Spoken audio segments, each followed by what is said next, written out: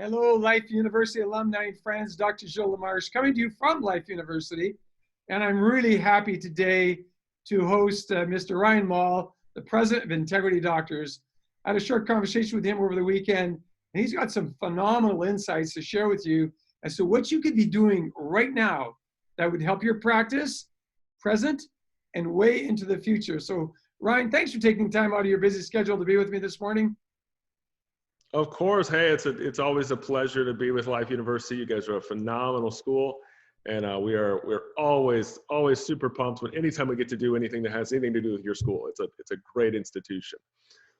Thank you. So tell me some of the advice that you have for listeners about what they could be doing right now for their practice and to stay connected with their practice members. Naturally, the biggest thing right now, being in the middle of this very strange, new, and weird pandemic. First thing is just don't freak out. That's really the easiest way I can say it. Don't freak out. It's been very unique for me. One thing that's different about myself compared to most people that you'll hear in this profession is that I'm not a doctor. I have been a patient since I was like 7 years old. So I am a lifetime wellness patient. I go constantly. We were just there at our chiropractor just 2 days ago. So, it's something that's always been a part of me, something I've always done. So because of that, I see things a little differently than you guys see things. I see things from the perspective, which is perspective of the customer, which is your patient. So in that, there are things that I see that are different. And when all this stuff started hitting, the one thing that was so weird to me was how even with our own clients and Integrity Doctors, how many of them came to us asking us what the definition of essential versus non-essential was. And the irony to me was that I don't see how any chiropractor could see themselves as non-essential ever. To me, it's the most essential thing. To me, it's what everyone should have. It's what everyone should do. And this idea that we should have to figure it out and prove or anything is only an internal problem. It's not something that anybody else, dentists weren't asking it. And we certainly don't need our teeth cleaned during this. So there's this weird dichotomy between all of us that we have to fix. We have to first start by realizing that we are essential. We are essential. Chiropractic is essential. It's necessary. The only way the body can heal itself and perform at 100% maximum capacity is if the body is in line. And if it's not, then it can't. So even the internal dialogue that started up and got really weird over whether or not we can help the immune system or not, to me, didn't even matter, because if our body's not in line, then how can we function at maximum capacity? How can our body actually heal itself in its easiest, best, most proper form unless chiropractors are open? So I love hearing that from a patient and from a non-chiropractor. You are so dead on. Chiropractic is essential for good health, period. That's right. That's right. So wondering whether or not we should open or close it, it started changing this weird dialogue where even we started talking about things that had nothing to do with chiropractic. I felt like the whole marketing ploy of all healthcare was to tell everyone that we wash things, that we wipe down tables, that we, disinfect everything. Now, the irony to me is I've always thought you did that anyway. I just figured that was part of healthcare. I've watched too many doctors, wash their hands after they see me and stuff. I never assumed you needed help with that. I assumed that was just a natural part of everything. So when we all start talking about, well, we got to make sure we tell our patients that we clean, I thought you already did that. So in a lot of ways, what we really need to be focusing on, what has to really start now and move from here on out, is that I really need everyone. I need every doctor talking about how chiropractic works. I need every doctor talking about how now. And it's not just the chiropractor's point of view. To me, it's the staff. Because, the one thing that I know is that as a patient, I literally spend 90% of my time with the staff and not the doctor. My doctor time is great. I enjoy that. But I spend all my interactions with them. So what I need from them is I need them to be more proactive and more positive. I need them to be talking like everything's going to be great and everything's working and this is going to be the best thing. As like an easy one thing that I tell our doctors is I said, what I would really like to see right now is I would like to see all of your staff members, no matter what position they are, get adjusted each day before they get to work. And when they get adjusted, I want them to go on social media. I want them to go on Facebook, on Instagram Live. And I want them to take pictures and video themselves and of them getting adjusted and them saying, I wouldn't start my day without getting adjusted. That's how give chiropractic the credit. That's something that we have a really hard time doing. It's because naturally, when you're in this profession, you have this natural assumption that everybody knows. And you have this natural assumption that everybody already assumes that chiropractic is the thing. But we don't. And it's not natural. But if I started seeing every single person going to the chiropractor constantly and seeing a healthcare worker constantly getting adjusted, that sort of stuff would be like, wow, we should go. We should get it, because it isn't our natural inclination, especially when there's so much pressure right now to stay home. And there's so much pressure to not even go to the grocery store, even if you need to go. So we need to show that it is the right thing. And the way we do it is by showing that we are proud of this profession, that we are proud to get adjusted, and have everyone that comes in talk about it and be able to share that they went and got adjusted today. Because if we don't start being honest, that's it. That's such it's such a great, simple thing that every member of every team could do when they get adjusted. I hadn't thought about that one. So here's a new one that you just shared that I never thought of. That's right. And, and a lot of it just is, it's just that. It's, the major thing that we have to not do right now is not jump on the pessimism bandwagon. And that's really what is very easy. It's so easy to be talking to a patient in your office and hear them say something like, oh, well, it's just really tough right now. And it's very easy to jump on that and say, oh, I know it is. No, we don't want to do that. No, we're doing really good here. I'm healthy. We're seeing patients all day long and we're healthy and we're not getting it. And everything's great here. But we have to change that narrative. I tell in a lot of classes I talk that you are basically a patient mirror. Every single interaction with a patient is like talking to a mirror. And one side of the mirror always impacts the other side. So because of that, that means if the patient's negative and they become the main part of the mirror, then you will take on their negative and you will react from them. Whereas if you become the stronger, more dominant part of the mirror, when you talk about how awesome things are and how positive and how chiropractic's working, it impacts them. And it's a reflection on them and they can take it on.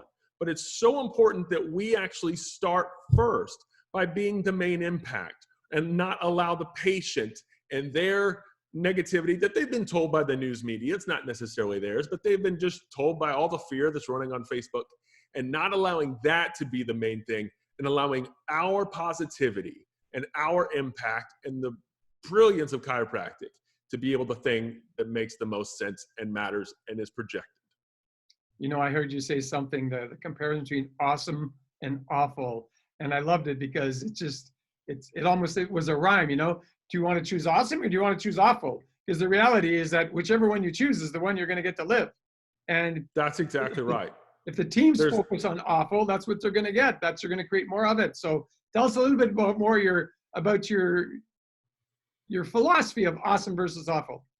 Yeah, it's been a thing that's kind of come up. It's really started about 5-6 years ago, and I really realized that what I was good at was something that a lot of doctors weren't, and that was the weird part, was that I have realized that there's so many doctors that are great at their confidence in chiropractic. They're confident in their adjusting skills. They're confident in talking to patients. They love that stuff. But a lot of times that doesn't necessarily transfer to the confidence in yourself and the confidence in just being a confident person. So that's where I kind of moved into this deal of, because my personal belief, I believe I am awesome. There's no doubt about it. This guy in front of you is an awesome guy. And because of that, I do things a little differently and I talk differently. So it did lead me to what I call awesome versus awful. And it is, I am a huge believer in that expectations map everything. And that if you expect something to go wrong, it will go wrong. If you expect the virus to get you, it will get you. If you expect to survive and thrive and and just come out of the coronavirus pandemic with an awesome business, you will. But if you expect this coronavirus pandemic to destroy your business, it will. It's just the way it works. You have the choice of awesome versus awful. Now, even for myself, like I have a podcast called the Expect Awesome Podcast where that's just 10 minutes a week where I just talk about this kind of stuff and be positive. And I even let it's grown into its own thing where I have a children's book called I Am Awesome. And it's what I use to help my kids understand what self-confidence is. But it's really something that has to be shown. Confidence isn't just something you internalize. It's something that is visible. It's something that people see, and they see it as a reflection of you. And if they start to see the fear in your eyes, they're not seeing the confidence. And that's where we have to start realizing that every single time we react to fear, every single time we start reacting to these scary scenarios, and the things that's really the most damaging to every small business right now is the hypothetical. As soon as you start running through your mind all the hypothetical ways everything can go wrong, it will. Because you are going to find something to blame it on, and you're going to find something to affect it. But if you stay on the task of not having hypotheticals and just staying on focus with today's going to be awesome, this afternoon's going to be awesome, these patients are going to be awesome, they're going to come in here, my staff are going to treat everyone awesome, people are going to want to come back tomorrow, which is also going to be awesome. If you can keep yourself on that mindset that that's where we stay, and that we stay on this awesome, because awesome and awful is really a minute by minute choice. It can be changed instantly. You could be running on awesome all day, and then you get that one patient who's super negative and wants to be super negative. And if you allow them to impact your awesome, all of a sudden that awfulness that you took on goes on top of every single other patient. It goes on top of every interaction with all of your staff. It just continues to attack everything. So you have to come back and always choose awesome. Otherwise, everyone will be impacted with awful. Well, I said to you, we're going to be on here for a very short period of time today. I would say that is a phenomenal message that everyone could choose to follow, not just through this COVID pandemic, but to really bring that to life every single day in their life, and to train their team to come from that perspective as well. Because it's really not that difficult. I know that I lived my life from that place. It wasn't an awesome versus awful philosophy. It was just a philosophy is I get to choose how I show up every single day, how I show up in every single interaction. And what you're saying is, let's together choose awesome. Closing words, my friend. That's it, man. Yeah. Hey, I just, like I said, this is a great time to make sure you're joining your state association. This is a great time to join your alumni association. This is a great time to get involved. We need chiropractors to get involved right now and come together. That's really what this is all about. If we divide now, it's going to take this even longer. It's going to make things even harder. We've got to come together. We've got to do this. Regardless of what you want to divide on, it isn't worth it right now. Right now is the time for us to bond together and show this world that chiropractic works. Because I don't know if you know this or not, but there is no cure for coronavirus. Medical doesn't have one. So we can't act like there's that and they've got their answer. They don't have their answer. We've got a better answer than anybody else has. It's time for us to choose chiropractic, and it's time for us to come together and get everyone under our care so we can impact the world. And I appreciate you having me on, Gil. This was a really great opportunity. If you want to learn more from me, you can follow me personally at Ryan K. Maule and ryankmaule.com. If you want to learn about our company, it's at integritydoctors.com, or follow us on Facebook at Integrity Doctors. And I'll be doing a live conference class May 6th at 1 p.m. Eastern and 1 p.m. and 12 p.m. Central Standard Time on YouTube Live on our Integrity Doctors YouTube channel on May 6th. I really appreciate the time. You're a great university. Anything we can do to help, we're always here.